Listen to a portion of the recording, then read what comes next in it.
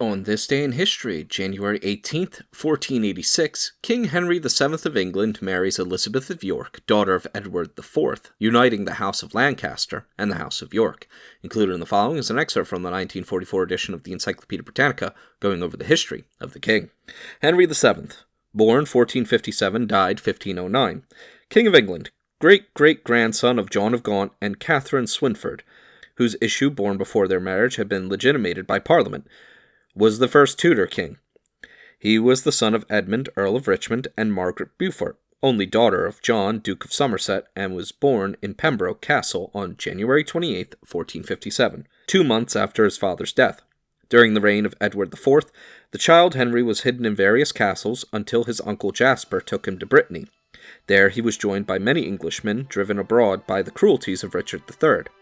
An invasion of England was planned in 1483 in concert with the Duke of Buckingham's rising, but stormy weather defeated the movement.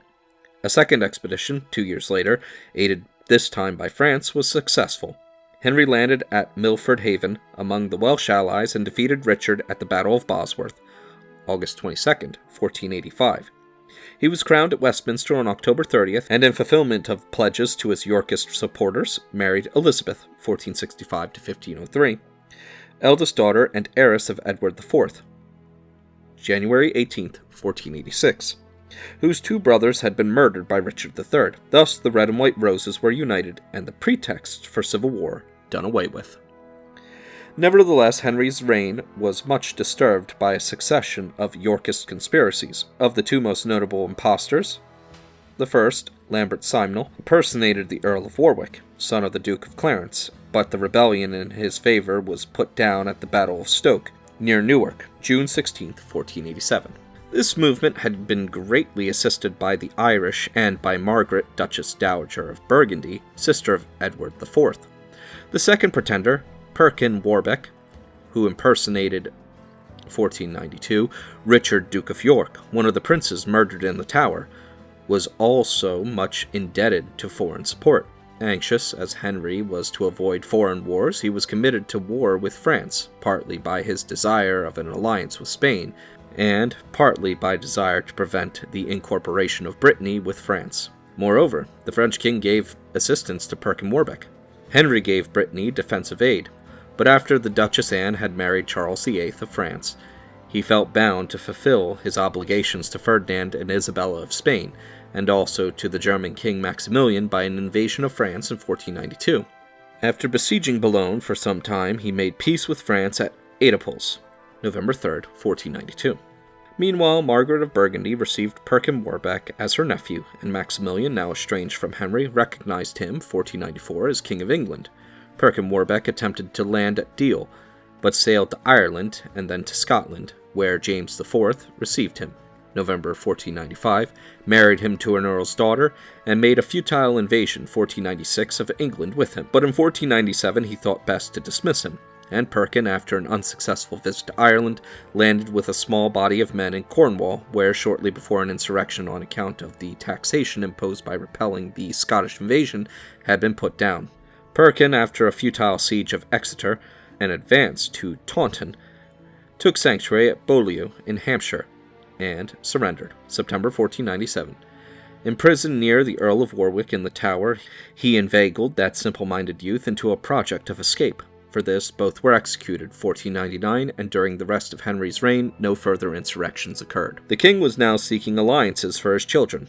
While the eldest, Arthur, was still an infant, a marriage had been proposed for him with Catherine, daughter of Ferdinand of Aragon. Catherine was now brought to England, and they were married on November 14, 1501. On Arthur's death, in the following April, Catherine was betrothed to the king's second son, Henry. Meanwhile, Henry's eldest daughter, Margaret, was married, 1503, to James IV of Scotland, a match intended to confirm the Treaty of Peace signed in July 1499, and to make possible the ultimate union of England and Scotland, which actually resulted from it. Henry's queen died on February 11, 1503, and during the remainder of his reign he made fruitless proposals for a second marriage, proposals in which political objects were the chief consideration. In his latter years, the king became unpopular from the extortions practiced by his 2 instruments, Empson and Dudley, under the authority of antiquated statutes. From the beginning of his reign, he had accumulated money, mainly from his own security against intrigues and conspiracies, and avarice had grown upon him. When he died in April 1505, he was undoubtedly the richest prince in Christendom. Before his death, however, he had finished the hospital of the Savoy and made provision for the magnificent chapel at Westminster which bears his name. Henry not only terminated a disastrous civil war, put down the Scottish invasion, and reduced Ireland to obedience, but after the profitable Treaty of Oedipus, remained on good terms with France, with the Duchy of Brittany, and with Spain, and was able to mollify Maximilian. With Maximilian's son, the Archduke Philip, governor of the Netherlands, Henry made a special effort to keep peace because of the commercial advantages involved. With the papacy, also his diplomacy and orthodoxy kept him in friendly relations.